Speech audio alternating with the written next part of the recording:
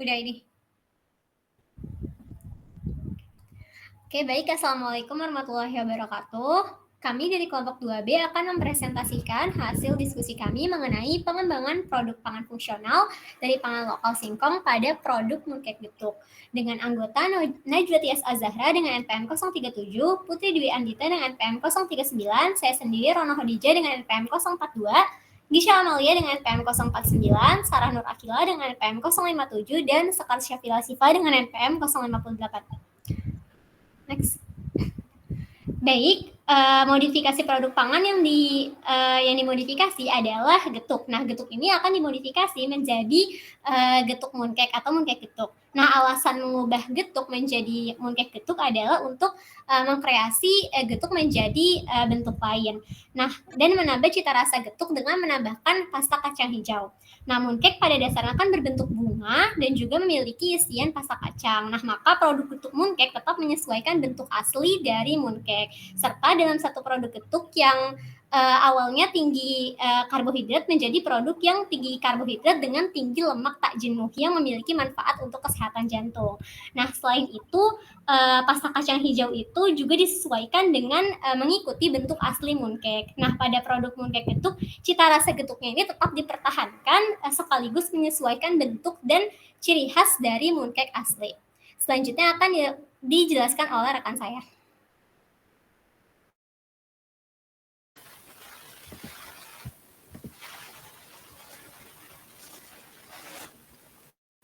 Baik, selanjutnya berikut merupakan manfaat dari singkong. Adapun beberapa manfaat dari pangan singkong. Yang pertama menjadi sumber energi, di mana singkong mengandung 34,7 gram karbohidrat per 100 gram, memberikan energi yang bertahap serta stabil. Lalu yang kedua adalah menjaga kadar gula darah, di mana karbohidrat kompleks dan serat membantu mencegah lonjakan gula darah, baik untuk gas. Lalu selanjutnya adalah kesehatan pencernaan, di mana serat yang terkandung dalam singkong dapat memperlancar pencernaan dan mencegah sembelit. Lalu pati resisten berfungsi sebagai prebiotik. Lalu yang selanjutnya adalah menurunkan kolesterol, di mana kandungan flavonoid seperti quercetin menurunkan LDL dan meningkatkan HDL, dapat mengurangi resiko penyakit jantung. Lalu selanjutnya adalah mengatur tekanan darah, di mana kalium dalam singkong membantu mengendurkan pembuluh darah. Lalu yang keenam berikut merupakan peningkatan sistem imun, di mana vitamin C dapat meningkatkan produksi sel darah putih yang dapat berfungsi sebagai antioksidan. Lalu vitamin C juga dapat mendukung produksi kolagen untuk menjaga elastisitas kulit. Lalu yang kedelapan adalah kesehatan tulang, di mana kalsium dan fosfor penting untuk membangun dan menjaga kepadatan tulang. Lalu yang terakhir adalah rendahnya indeks glikemik, di mana sebagai alternatif makanan sehat bagi penderita diabetes. Selanjutnya akan dilanjutkan oleh rekan saya.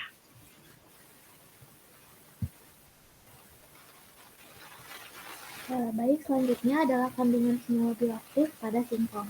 Kandungan yang pertama adalah polifenol. Polifenol ini bertindak sebagai antioksidan yang memiliki efek antihipertensi dan mampu menghambat aktivitas enzim alfa-glukosidase, sehingga berpotensi untuk dikembangkan menjadi senyawa bioaktif untuk mencegah diabetes. Untuk mekanisme aktivitas antidiabetik, senyawa polifenol ini dapat dilihat pada gambar pada layar, yang mana polifenol ini berfungsi menetralkan LS sehingga mengurangi stres oksidatif dan dapat melindungi sel beta pankreas dari kerusakan polifenol. Selain itu, polifenol juga membantu menjaga integritas dan fungsi sel beta pankreas sehingga glukosa darah dapat lebih terkontrol. Lalu polifenol dengan mengurangi stres oksidatifnya dapat menekan aktivitas mediator proinflamasi yang dapat menyebabkan disfungsi mitokondria dan terjadinya resistensi insulin. Lalu mekanisme selanjutnya, polifenol ini akan menghambat jalur-jalur metabolisme yang berbahaya seperti polyol pathway, AGE pathway, dan PKC pathway yang merupakan faktor penyebab terjadinya komplikasi pada penyakit diabetes mellitus. Dengan mengurangi resistensi insulin, polifenol ini dapat membantu menstimulasi pengambilan glukosa oleh jaringan sehingga menurunkan kadar gula darah.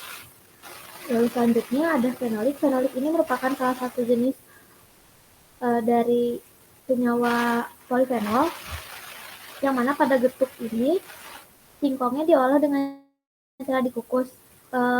Berdasarkan penelitian terdahulu, memasak singkong dengan uap merupakan metode yang mempertahankan lebih banyak senyawa fenolik dan aktivitas antioksidan dibandingkan dengan cara microwave dan perebusan. Hal ini disebabkan karena pada perebusan terjadi pelunakan dan pecahnya lignol selulosa yang membuat sel fenolik ikut larut dan dilepaskan dari matriksnya sehingga dapat larut sebagian pada air. Berikut ini merupakan mekanisme aktivitas antioksidan senyawa fenolik. Jadi pada mekanisme ini NRF2 dan ARE diaktifkan oleh senyawa fenolik. Kemudian kedua aktivasi ini meningkatkan produksi antioksidan seperti SOD, GST, dan GSH. Nah, enzim-enzim tersebut dapat melawan stres oksidatif dengan mengurangi radikal bebas. Selain itu, fenolik juga mengaktifkan protein lain ERK12 dan NOx2 yang mana berperan sebagai respon terhadap stres dan membantu meredakan efek dari AMP2 terkait stres oksidatif.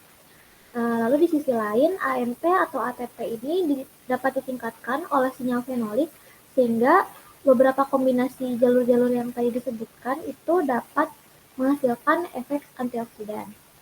Selanjutnya,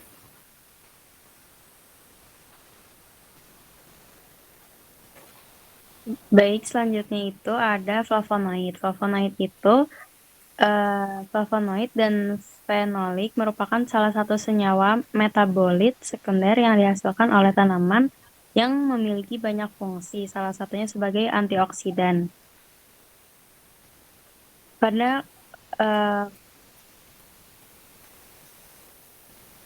senyawa antioksidan ini menghambat aktivitas radikal bebas dalam tubuh dengan cara memberikan elektron dan molekul radikal bebas sehingga molekul tersebut menjadi stabil. Lalu ada linamarin. Linamarin merupakan senyawa bioaktif pada singkong yang termasuk ke dalam kelas beta glukosida sianogen. Singkong segar mengandung senyawa glukosida sianogenik yang jika diproses terjadi dioksidasi oleh enzim linamarase akan menghasilkan glukosa dan asam sianida. Dapat menjadi racun bila dikonsumsi pada kadar HCN lebih dari 50 gram. Selanjutnya akan dibacakan oleh rekan saya. Baik, setelah dilakukan uji organoleptik yaitu uji hedonik terhadap produk mooncake getuk menunjukkan bahwa mayoritas responden sangat menyukai warna mooncake getuk, cukup suka hingga suka terhadap aroma mooncake getuk, cukup suka dengan rasa mooncake getuk, suka dengan tekstur mooncake getuk, dan cukup suka dengan aftertaste dari mooncake getuk. Hal ini menyatakan bahwa pengembangan singkong menjadi mooncake getuk berpotensi sebagai produk bahan fungsional karena telah memiliki sifat organoleptik yang dapat diterima oleh masyarakat. Selanjutnya dilanjutkan oleh rekan saya. Baik, selanjutnya ada hasil uji motohedonik dari mooncake. Pada kategori pertama, sebagian besar mahasiswa memilih menyukai warna dari pink plum. Untuk kategori aroma, sebagian besar mahasiswa memilih bahwa mooncake getuk yang kami buat beraroma singkong dengan banyak mahasiswa 6 dengan persentase 50%. Untuk kategori rasa, sebagian besar mahasiswa memilih bahwa mooncake getuk yang kami buat memiliki rasa agak manis dengan banyak mahasiswa 8 dengan persentase 66,6%.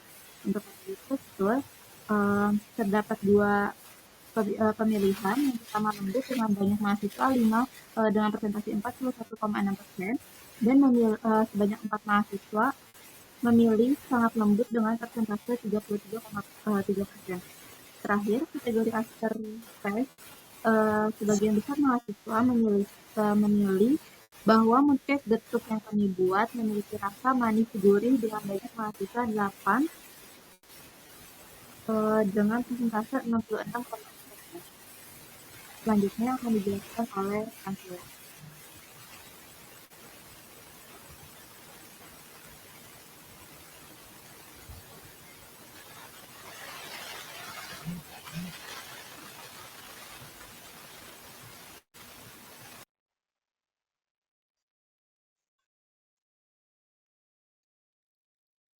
Sekian dari kelompok kami. Assalamualaikum warahmatullahi wabarakatuh.